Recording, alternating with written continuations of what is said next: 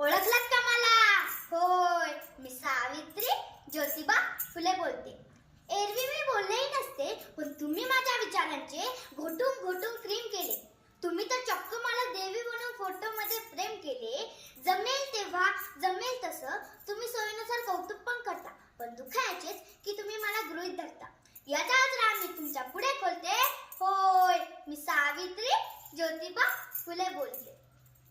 कुऱ्हाडीचा दांडा गोतास काढ, कुऱ्हाडीचा दांडा गोतास काढ, का आडवा सगळ्या गोष्टी डोक्यावरून गेल्या.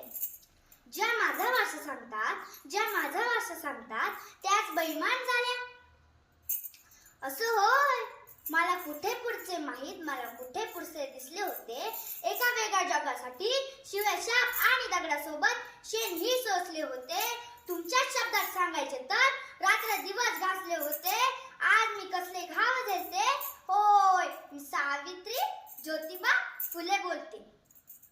आम्ही तुमच्यासाठी शाळा काढली, ही कोणती उपकाराची भाषा नाही. आजच्या बाजारू समाजसेवेसारखा हा बँड बाजा किंवा ताशा नाही. मी विसरून गेले होते आम्ही कोणकोणत्या वेळा पचवल्या आहेत. हल्ली मात्र तुम्ही आमच्या आत्मसन्मानाला डिसवले आहे, म्हणूनच तुमच्या भैरकाने गारहाण घालते. होय, मी सावित्री ज्योतिबा फुले बोलते. माऊलींनो, लेकी बाळींनो, तुम्ही शिकलाय, सवरलाय, पण विकृती मुक्तीच्या प्रत्येक कहाण्या झाल्या. माझा वारसा सांगून स्वार्थासाठी राबता आहात आणि गर्भात सावित्रीचा गळा गर्भातच दाबता आहात आणि गर्भात सावित्रीचा गळा गर्भातच दाबता आहात. म्हणूनच तुमच्या या संतापापुढे मी बेमान बोलते. होय, मी सावित्री ज्योतिबा फुले बोलते.